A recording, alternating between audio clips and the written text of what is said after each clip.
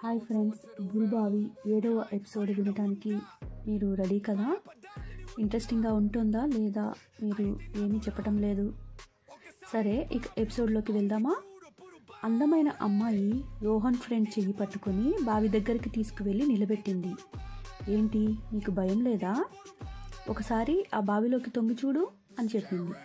అబ్బాయి, అవును, నాకు భయం ఎందుకు, దానిలో చూడటానికి అంటూ ఆ బావిలోకి తొంగి చూశాడు. రోహన్ దూరం నుండి నవ్వుతూ వారిద్దరి వైపే చూస్తూ ఉన్నాడు. వీరికి ఆపోజిట్ వైపు నుండి మదన్ మరియు పోలీసులంతా ఏం జరగబోతుందో అని టెన్షన్తో చూస్తూ పెద్ద పెద్దగా అరుస్తున్నారు, వద్దు వద్దు, దానిలోకి చూడొద్దు అని. మొబైల్లోని వీడియో నుండి ఇక్కడ ఉన్న పోలీసులు కూడా దివ్యతో పాటు ఎంతో టెన్షన్ తోటి అసలు ఏంటి ఇదంతా, ఆమె ఎవరు, ఎందుకు ఇలా చేస్తుంది వారిని అని అంటూ ఎంతో టెన్షన్గా ఆ వీడియోని చూస్తున్నారు. పక్కన ఉన్న కానిస్టేబుల్, నేను చెప్పాను కదా మేడం, ఇక్కడ ఏదో దెయ్యాల బావి ఉంది అని, అందరినీ మింగేస్తూ ఉంటుంది, మా చిన్నప్పటి నుండి మేము వింటూనే ఉన్నాం ఇటు సైడ్కి, అందుకే ఎవరూ రాము అని చిన్నగా నసిగాడు. మీరు మరీ పిచ్చి పిచ్చిగా మాట్లాడుతున్నారండి, ఇప్పుడు రోజుల్లో దెయ్యాలేంటి, సైన్స్ టెక్నాలజీ అంత డెవలప్ అయిపోయి అరచేతుల్లో మనకి మిరాకిల్స్ చేస్తుంటే ఇలాంటివన్నీ మీరు నమ్ముతారా? ఇక చాలా ఆపండి, ఎవరో ఏదో ట్రిక్ ప్లే చేస్తున్నారు, అది తప్పకుండా నేను కనిపెడతాను, నా ఫ్రెండ్స్ అందరినీ నేను తెచ్చుకుంటాను అని దివ్య ఆ కానిస్టేబుల్ని విసుక్కుంది. అతను గుటకలు మింగుతూ, సరే సరే, ముందు ఈ అబ్బాయిని ఎలా కాపాడుకోవాలో చూసుకోండి అని అన్నాడు. అందరూ మరలా వీడియో వైపు చూస్తూ ఉన్నారు. రోహన్ ఫ్రెండ్ బురుబాబి వైపు తొంగి చూడటానికి అటువైపు తిరిగాడు. అక్కడ ఉన్న ఆ అందమైన అమ్మాయి రోహన్ ఫ్రెండ్ 2 కాళ్ళను కింద నుండి పట్టుకొని పైకి లేపుతూ బావిలోకి పడేసింది ఒక్కసారిగా. అప్పుడే బావిలో నుండి ఎగిసి పడుతున్న మంటలు పైకి లెగిశాయి. అమ్మాయి కెమెరాకి ముందు వచ్చి నిలబడినట్లుగా కళ్ళ నిండా నిప్పులతోటి ఈ వీడియోలో నుండి వారి వైపుకి దగ్గరగా వచ్చి చూసింది. అంతే, దివ్య చేతిలో ఉన్న మొబైల్ చెయ్యి జారి కింద పడిపోయింది. ఇక్కడ మొబైల్లో చూస్తున్న అందరికీ ముచ్చెమటలు పట్టాయి.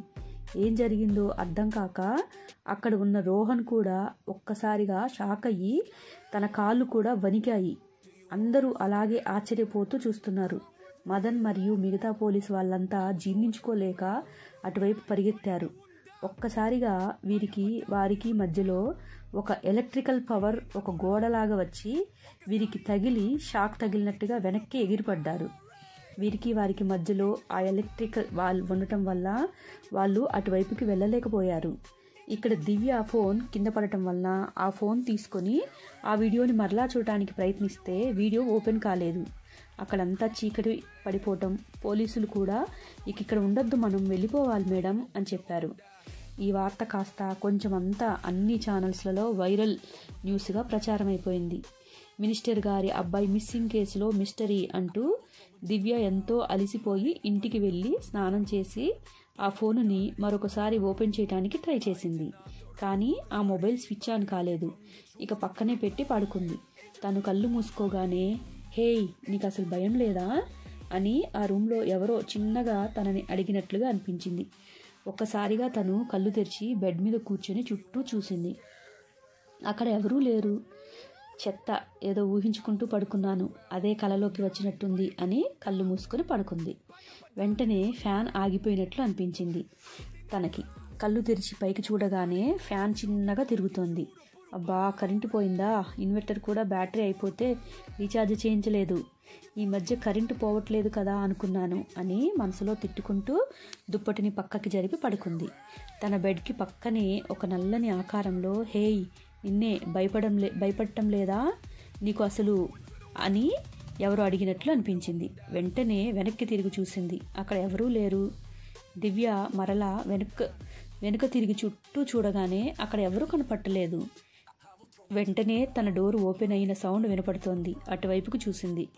తను మంచం దిగి వచ్చి చిన్నగా ఒక నల్లని ఆకారం ముందు నడుస్తూ ఉంటే దివ్య ఆ ఆకారం వెనకే నడుస్తూ వెళ్ళింది. వెంటనే చుట్టూ అడవిలాగా ఉంది. తన రూమ్ ఇప్పుడు తనకి కనపడటం లేదు. తీరా చూస్తే దూరంగా ఏదో ఒక పెద్ద బంగ్లా కనపడుతుంది. అక్కడ అమ్మాయిలందరూ ఆ రూమ్లో నుండి దివ్య వైపే చూస్తూ ఉన్నారు.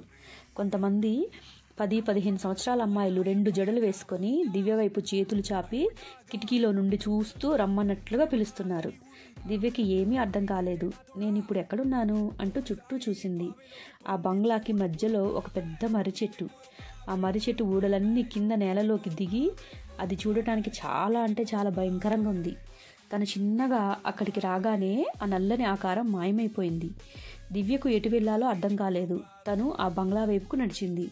ఆ మర్రి చెట్టుని దాటి వెళ్ళాలి అంటే కొంచెం తనకి ఏదో తెలియని ఫీలింగ్ అనిపించింది. కానీ మనసులో ధైర్యాన్ని తెచ్చుకొని ఆ మర్రి చెట్టును దాటుకుంటూ చిన్నగా అడుగులు వేసింది.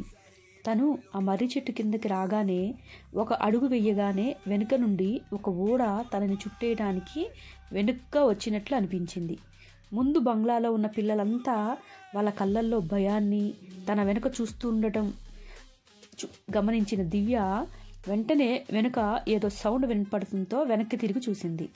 ఆ మర్రి చెట్టు ఊడలు ఒక్కసారిగా మరలా యథాస్థానానికి వెళ్ళిపోయి స్థిరంగా నిలబడినట్లు అనిపించింది తనకి. తను అలా ముందుకి 2 అడుగులు వేయగానే ఆ బంగ్లాకి వెనుక వైపు ఒక బావి కనపడింది. సేమ్ అదే బావి. రోహన్ మరియు మదన్ తను ఏ బావినైతే చూశారో ఆ బావి కూడా ఇక్కడ ఉండటం తనకి అర్థం కాలేదు. ఎందుకు ఈ బావి ఎక్కడ చూసినా కనపడుతుంది? అసలు ఏంటి ఆ బావిలో ఉన్న మిస్టరీ అని ముందుకి అడుగు వేయబోతుంటే హాస్టల్ రూమ్లో నుండి ఒక అమ్మాయి పరిగెత్తుకుంటూ వెళ్ళి ఆ బావిలోకి తూకటానికి ప్రయత్నిస్తుంది. తన వెనక మరో 4 అమ్మాయిలు వద్దు వద్దు ప్లీజ్ ఆగు అని వెంట పడుతున్నారు. ఆ అమ్మాయి వారి మాటలు వినిపించుకోకుండా ఏడుస్తూ తన కన్నీటిని చేతితో తుడుచుకుంటూ విరబోసుకున్న జుట్టుతో బావి దగ్గరికి వచ్చేసింది.